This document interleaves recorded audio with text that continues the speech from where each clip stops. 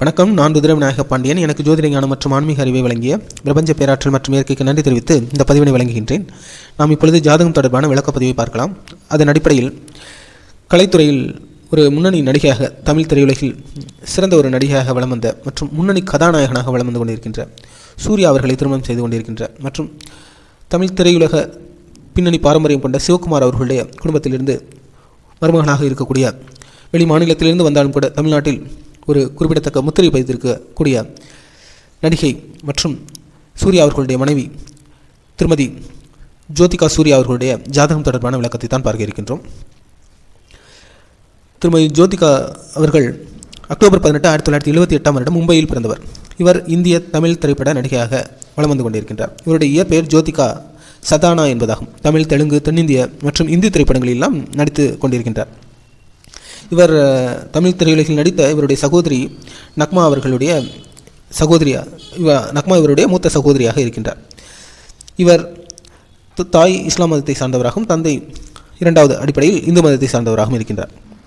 இவர் தமிழ் திரைப்பட நடிகரான சூர்யா அவர்களை செப்டம்பர் மாதம் 2006 திருமணம் செய்து கொண்டிருக்கின்றார்.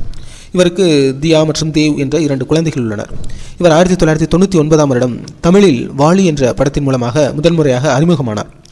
பிறகு பூவெல்லாம் கேட்டுப்பார், ஸ்நேகிதியே, முகவரி, ரிதம், குசி, தெனாலி, 12B, டும், பூவெல்லாம் முன்வாசம், தூள், காக்க காக்க, திருமலை, மன்மதன், சந்திரமுகி, சில்லுனு ஒரு காதல், மொழி, 36 வயது நிலை போன்ற படங்களிலெல்லாம் இவர் நடித்திருக்கின்றார்.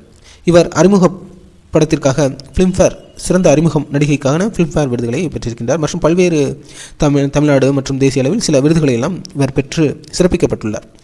குறிப்பாக அதிகமாக தமிழ்நாடு சார்ந்த விருதுகள் மற்றும் கௌரவ கலைமாமணி விருது எல்லாம் பெற்றிருக்கின்றார். மற்றும் இவர் தயாரித்த படம், இவர் 2D என்டர்டைன்மெண்ட் என்ற தயாரிப்பு நிறுவனத்தையும் இவருடைய கணவர் மூலமாக இயக்கிக் கொண்டிருக்கின்றார். அதன் அடிப்படையில் இவர் தயாரித்த சூரரை போற்று என்ற படத்திற்காக இவருக்கு தேசிய விருதும் கிடைக்கப்பட்டது. இப்படி பல்வேறு சிறப்பம்சங்கள் கொண்டவர். வெளி மாநிலத்திலிருந்து மும்பையில் இருந்தவர் தமிழ்நாட்டுக்கு குடிபெயர்ந்தார். இங்கிருந்து அங்கு குடிபெயர்ந்தார். மற்றும் இவர் குடும்ப பின்னணி மற்றும் கலைத்துறை சார்ந்த தொடர்புகள் இதெல்லாம் இவருக்கு ஜாதகத்தில் எந்த அளவுக்கு பொருந்தி போகின்றது என்பதை பார்க்கலாம். அவருடைய நவம்சம், ராசிக்கட்டம், தசாபுத்திகள் என்ன தன்மைகளை எடுத்து காட்டுகின்றது என்பதை தெளிவாக பார்க்கலாம். பொதுவாக கலைத்துறை சார்ந்து ஒருவர் சிறந்து விளங்க வேண்டும் என்றாலே அவருக்கு 4, 5, 9ஆம் இடம் நன்றாக இருக்க வேண்டும். மற்றும் அவருக்கு செவ்வாய், சுக்கிரன், இந்த கிரகங்கள், புதன், இந்த கிரகங்கள் எல்லாம் நன்றாக இருக்க வேண்டும். இந்த தன்மை பொருந்தியவராக இருக்கின்றாரா என்பதை பார்க்கலாம். மற்றும் குடும்ப பின்னணி என்பது 2ஆம் இடத்தையும், கணவர் சார்ந்த அமைப்புகள் 7ஆம் இடத்தையும், மற்றும் இவர் வெளி மாநிலம் வேற்று இடத்திலிருந்து இடம்பெயர்ந்த அடிப்படையில் 3, 8, 9, 11, 12ஆம் இடங்கள்லாம் நன்றாக இருந்தால் அவருக்கு நிச்சயமாக இது போன்ற ஒரு தன்மைகள் பொருந்தியவராக இருப்பதற்கு வாய்ப்புகள். மற்றும் தயாரிப்பு நிறுவனங்கள்லாம் நடத்துகின்றார். அதன் அடிப்படையில் 10ஆம் இடம் நன்றாக இருக்க வேண்டும். இதெல்லாம் இவருக்கு சிறப்பாக பொருந்தி போகின்றதா என்பதை தெளிவாக பார்க்கலாம். இவருக்கு லக்னத்திலேயே செவ்வாய், அவர் 7ஆம் அதிபதியும் கூட, 12ஆம் அதிபதியும் கூட. அதன் அடிப்படையிலே இவர் விரும்பிய ஒரு திருமணம் இவருக்கு நடந்திருக்கின்றது. மற்றும் இவர் வெளி மாநிலத்திலிருந்து குடிபெயர்ந்து தமிழ்நாட்டுக்கு வந்தது, தமிழ்நாட்டிலிருந்து பிறகு மும்பைக்கு சென்றதற்கெல்லாம் இந்த 12ஆம் அதிபதி லக்னத்தில் தொடர்பு படுத்தக்கூடியதாக இருப்பது முக்கியமான காரணமாக அமைந்திருக்கின்றது. மற்றும் செவ்வாயும் சுக்கிரனும் அடுத்தடுத்த இடத்திலே இருக்கின்றார்கள். கிட்டத்தட்ட நெருக்கமான அமைப்பு தென்படுகின்றது. மற்றும் லக்னாதிபதியை 2ஆம் இடத்தில் இருக்கக்கூடியது அதிகமாக உணர்ச்சிகளை வெளிப்படுத்தக்கூடிய தன்மை பொருந்தியவராக இருக்கின்றார். அதன் அடிப்படையில் இவர் சந்திரமுகி போன்ற படங்களிலெல்லாம் அதிகமாக தன்னுடைய நவரச அந்த முக பாவனைகளை எல்லாம் சிறப்பாக எடுத்து காட்டியிருப்பார். மற்றும் இவருக்கு 3ஆம் இடம் கேது மற்றும் 9 ராகு கேது தொடர்புகள் இருந்தாலே அவர்களுக்கு பொதுவாக சகோதரி, சகோதரர் மற்றும் தந்தை சார்ந்த ஒரு பிணைப்புகள் தெளிவாக இருக்கும். மற்றும் 4ஆம் இடத்தில் சனி, மாந்தி, 4ஆம் அதிபதி நீச்சமாகி 6ஆம் இடத்தில் இருந்தாலும் 4ஆம் இடத்தில் 9ஆம் அதிபதி வருவது சிறப்பாக அந்த தன்மைகளை சுட்டிக்காட்டுகின்றது. 9ஆம் இடத்தில் புதனும் ராகும் இருப்பது தந்தை சார்ந்த அமைப்புகளை தெளிவாக எடுத்துக்காட்டத்தான் செய்கின்றது. மற்றும் இவர் கலைத்துறையில் குறிப்பாக சாதிக்க வேண்டும் என்றாலே 4, 5 மற்றும் 9ஆம் இடம் பார்க்க வேண்டும். 5ஆம் அதிபதி 9ஆம் இடத்தில் வருகின்றார். 4ஆம் இடத்தில் 9ஆம் அதிபதி இருக்கின்றார். 4ஆம் அதிபதி 6ஆம் இடத்தில் நீச்சமாக இருப்பதெல்லாம் சிறப்பான யோக பலன்களை இவருக்கு சுட்டிக்காட்டத்தான் செய்கின்றது. அதன் அடிப்படையில் பார்க்கும் பொழுது இவருக்கு கலைத்துறை சார்ந்த அமைப்பு தெளிவாகவே இருக்கின்றது. மற்றும் தாய் சார்ந்த அமைப்புகள், வெளி மாநிலம் சார்ந்து இயங்கக்கூடியது. மற்றும் காதல் இவருக்கு 5ஆம் அதிபதியான புதன் 9ஆம் இடத்திலிருந்து வருவது இவர் எதிர்பார்த்த ஒரு திருமணம் அமைவதற்கும், இவர் கணவர் ஒரு திரைத்துறை சார்ந்த பின்னணி கொண்டவராக இருப்பதற்கெல்லாம் இந்த அமைப்புகள் தெளிவாக சுட்டிக்காட்டத்தான் செய்கின்றன. அவ்வாறு இவருடைய கிரக அம்சங்கள் எல்லாம் நவம்சத்தில் சிறப்பாகவே இருக்கின்றன. ஆனால் திரைத்துறையில் பெரிய அளவுக்கு வளம் வரக்கூடிய அளவுக்கு நவம்சம் என்று சொல்ல முடியாது. ஆனால் ஒரு குறிப்பிடத்தக்க அளவுக்கு ஒரு சிறப்பான நவம்சம் பொருந்தியதாக இருக்கின்றது. 9ஆம் அதிபதி செவ்வாய் சுக்கிரன் தொடர்புகள் எல்லாம் ஓரளவு சிறப்பாக தன்மை பொருந்தியதாக இருக்கின்றது. மற்றும் இவர் ஒரு தயாரிப்பாளர் மற்றும் அகரம் ஃபவுண்டேஷன் போன்ற இது போன்ற தொண்டு நிறுவனங்கள் நடத்துவதற்கெல்லாம் இவருடைய 10ஆம் அதிபதி மற்றும் புதன் ராகு தொடர்பு, இது போன்ற கல்வி சார்ந்த சேவைகள் செய்வதற்கெல்லாம் நிச்சயமாக 9ஆம் இடம் சார்ந்த புதன் ராகு தொடர்புகள்லாம் காரணமாக தென்படுகின்றன. மற்றும் இவர் ராசி கட்டமே முழுமையான தன்மைகளை தெளிவாக எடுத்துக்காட்டக்கூடியதாக இருக்கும். அதன் அடிப்படையில் பார்க்கும்பொழுது இவர் கார்த்திகை 1ஆம் பாதம் புதன்கிழமையில் மேசராசியில் மகர லக்னத்தில் பிறந்திருக்கின்றார். இவருக்கு மேசராசி என்பதனால் தற்பொழுதுள்ள காலகட்டம் உங்களுக்கு தெரியும். மேசராசிக்கு 7.5 நாட்டு சனி இப்பொழுதுதான் ஆரம்பமாயிருக்கின்றது. பொதுவாக மேசராசிக்காரர்களுக்கு இந்த காலகட்டத்தில் சற்று பிறந்த இடத்திலிருந்து தள்ளியிருப்பது, சமூக ஊடகம், வெளிநாடு சார்ந்து இயங்குவது, வெளிமாநிலம் சார்ந்து இயங்குவதெல்லாம் சிறப்பு. இவருக்கு பொதுவாகவே இவர் வெளிமாநிலம் தொடர்பு இருப்பதனால் இந்த காலகட்டம் ஒன்றும் பெரிய அளவுக்கு பிரச்சனைகளை, இழப்புகளை தராது. ஆனாலும் ஒரு சில சுப விரயங்களை செல்வது சிறப்பு. மற்றபடி பயணம் சார்ந்த அமைப்புகள், சமூக ஊடகம் சார்ந்த தொடர்புகள், வெளிமாநில தொடர்புகள் எல்லாம் நிச்சயமாக மேசராசிக்காரர்களுக்கு நல்ல பலன்களை கொடுக்கும். இவருக்கு லக்னம் சார்ந்த அமைப்புகளில் என்னென்ன தன்மை பொருந்தி இருக்கின்றது, எதன் அடிப்படையில் இவரால் திரைத்துறையில் சிறப்பாக வளம் வர முடிந்தது என்பதெல்லாம் முழுமையாக எடுத்துரைக்கக்கூடியது ராசி கட்டமே. மகரம் ராசியாக இருப்பதன் அடிப்படையில் 3ஆம் இடத்தில் கேது அவருக்கு புஷ்கர நவம்ச நட்சத்திர சாரம் பொருந்திருக்கின்றது. இந்த கேது ராகு சார்ந்த ஒரு வகையான வர்க்கோத்தம அமைப்பை பெற்றிருக்கின்றார். நவம்சத்திலும் கேது ராகு 3 மற்றும் 9 இடம் சார்ந்து வருவது மிக மிக சிறப்புத்தான். கலைத்துறையில் இதுபோன்ற வர்க்கோத்தமம் இருந்தால் அவர்களால் நிச்சயமாக சாதிக்க முடியும். 3ஆம் இடம் என்றால் இடமாற்றம், வேற்று மாநிலம் சார்ந்து இயங்குவதெல்லாம் அவர்களுக்கு யோக பலன்களை கொடுக்கக்கூடியதாகவே இருக்கின்றது. கேதுவும் புஷ்கர நவம்ச நட்சத்திர சாரம் பொருந்திருக்கின்றது. மற்றும் இவருக்கு சந்திரன் 4ஆம் இடத்தில் புஷ்கர நவம்ச நட்சத்திர சாரம் பொருந்திருக்கின்றார். இவருக்கு 7ஆம் இடத்தில் குரு உச்சமாக வருவதுதான் இது போன்ற ஒரு திருமண பந்தத்தையும் கணவர் சார்ந்து இயங்குவது இவையெல்லாம் தெளிவாக சுட்டி காட்டுகின்றன. 12ஆம் அதிபதி 7ஆம் இடத்தில் உச்சமாக, 7ஆம் அதிபதி 4ஆம் இடத்தில் வருவது இவையெல்லாம் மிக மிக யோகமாகவே தென்படுகின்றது. அதன் அடிப்படையில் பார்த்தோம் என்றால் இவருக்கு காதல் திருமணம் கைகூடியிருக்கின்றது. இவர் கணவர் சார்ந்த அமைப்புகள் 7ஆம் இடத்தில் குரு உச்சமாக இருப்பது இவர் கணவர் சார்ந்து இயங்குவதெல்லாம் இவருக்கு நிச்சயமாக யோக பலன்களை கொடுக்கக்கூடியதாக இருக்கும். மற்றும் இவருடைய 5ஆம் அதிபதியும் 10ஆம் இடத்தில் சுக்கிரன் ஆட்சியாக இருப்பது மிக மிக முக்கியமான காரணம். அதுவும் இவருடைய காதல் வெற்றிகரமாக அமைந்து இவர் எதிர்பார்த்த ஒரு குடும்ப வாழ்க்கையை ஏற்படுத்தி கொடுப்பதற்கு காரணமாக அமைந்திருக்கின்றது. இவருடைய 2ஆம் அதிபதியான சனியும் பார்த்தோம் என்றால் இவருக்கு 8ஆம் இடத்தில் இருந்தாலும் பொதுவாக கும்பம் சார்ந்து இயங்குவதனால் ராகு 9ஆம் இடம் வருவது சிறப்பு. கிட்டத்தட்ட சனியும் 8 மற்றும் 9ஆம் இடம் சார்ந்தே இயங்கக்கூடியவராக இருக்கின்றார். இவருக்கு பிரச்சனை எங்கு வரும் என்றால் இவருடைய லக்னாதிபதி சனிதான். அவர் 8ஆம் இடம் தான் இருக்கின்றார். கிட்டத்தட்ட அவர் 8, 9 இடம் சார்ந்து வருகின்றார். நான் குறிப்பிட்டபடி 9ஆம் இடம் மிக மிக அவசியமாக பார்க்க வேண்டும் கலைத்துறையில். அதன் அடிப்படையில் கிட்டத்தட்ட சனி 8, 9 சார்ந்து வருகின்றார். ராகு 9இல் வருவது சிறப்பு. மற்றும் சனி 8ஆம் இடத்தில் இருப்பதுதான் சில கான்ட்ராவர்சிஸை ஏற்படுத்துவதற்கு காரணமாக. குறிப்பாக பொதுவாக இந்த 7, 8 இடங்கள் தான் இதுபோன்று மதம் சம்பந்தப்பட்ட சில கான்ட்ராவர்சிஸை ஏற்படுத்தும். மற்றும் குறிப்பாக இவர் கோயில் தொடர்பாக கூறிய சில கருத்துக்கள் சர்ச்சையாக புரிந்து கொள்ளப்பட்டன. மற்றபடி பார்த்தோம் என்றால் இவருடைய படங்கள் சார்ந்து விமர்சனங்கள் தொடர்பாகவும் இவர் கூறிய கருத்துக்கள் கலவையாக மக்கள் மற்றும் ரசிகர்களால் எடுத்துக்கொள்ளப்பட்டன. அதுபோன்று சில இவர் கூறிய கருத்துக்கள் நல்ல வகையிலும் கெட்ட வகையிலும் விமர்சனங்களாக வெளிவரத்தான் செய்தன. இவருடைய லக்னாதிபதி பொதுவாக 8ஆம் இடம் தொடர்பு இருந்தாலும் இதுபோன்று சில தேவையற்ற ஒரு பிரச்சனைகளை ஏற்படுத்துவதற்கு காரணமாக அமையும். குறிப்பாக 8ஆம் இடம் என்றாலே திடீர் அதிர்ஷ்டம், யோகம், திடீர் இழப்புகள் மற்றும் இதுபோன்ற கான்ட்ராவர்சிஸ், கெட்ட பெயர்களை ஏற்படுத்தக்கூடிய தன்மை பொருந்தியது.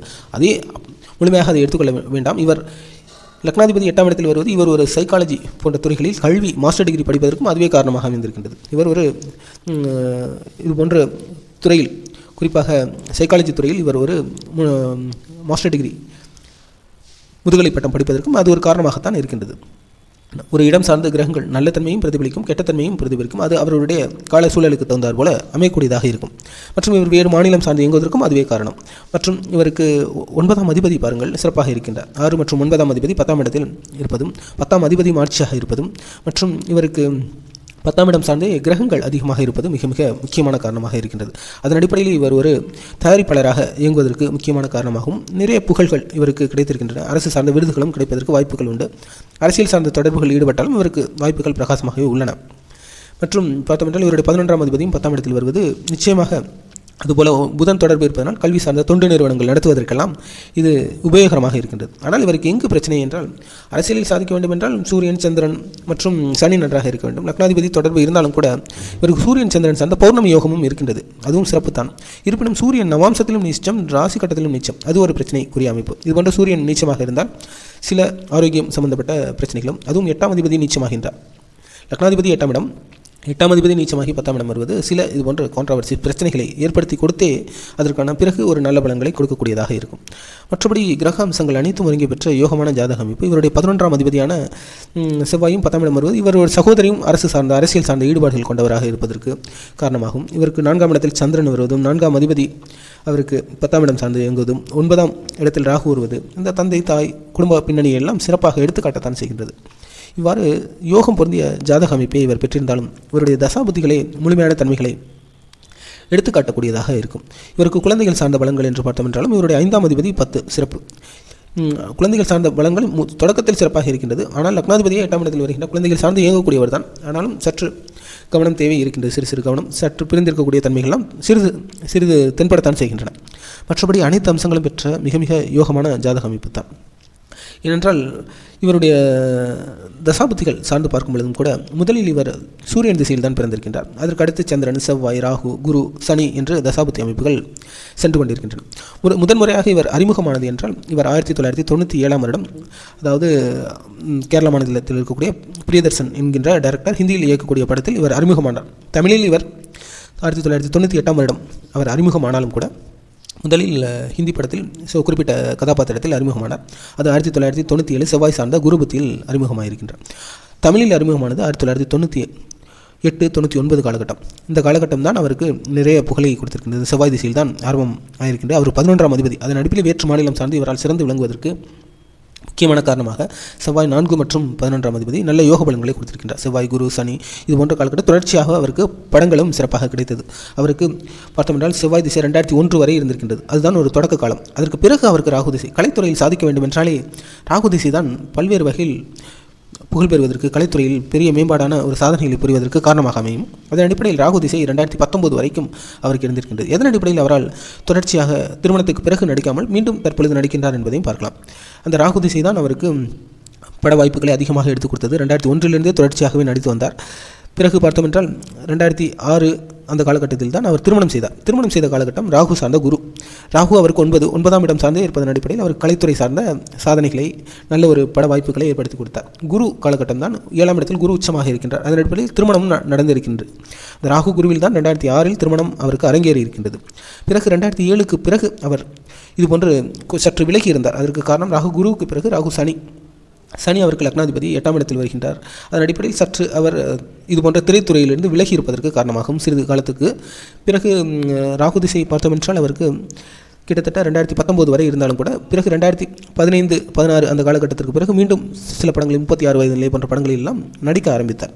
அதன் காலகட்டத்தில் பார்த்தோம் என்றாலும் கூட அவருக்கு 2007-2009 இந்த காலகட்டத்தில் தான் அவர் சற்று விலக ஆரம்பித்தார். பிறகு 2017-18 அந்த காலகட்டத்தில் மீண்டும் நடிப்பதற்கு வந்தது ராகு சுக்கிரன் என்றாலே கலைத்துறை சார்ந்த ஈடுபாடுகளை மீண்டும் ஏற்படுத்துவதற்கு காரணமாக அமையும். அதன் அடிப்படையில் அவருக்கு ராகு சுக்கிரன் காலகட்டத்தில் மீண்டும் அவர் திரைத்துறை 2015-16 அந்த காலகட்டத்திற்கு மேல் திரைத்துறையில் வலம் வந்து கொண்டிருக்கின்றார். தற்பொழுது மீண்டும் அவர் நடிப்பதற்கு காரணம் அவருக்கு 2019 பிறகு இந்த குரு திசை தான் ஆரம்பமாயிருக்கின்றது. இந்த குரு திசையை பார்த்தோம் என்றால் கிட்டத்தட்ட அவருக்கு குரு திசை 2035 வரை இருக்கின்றது.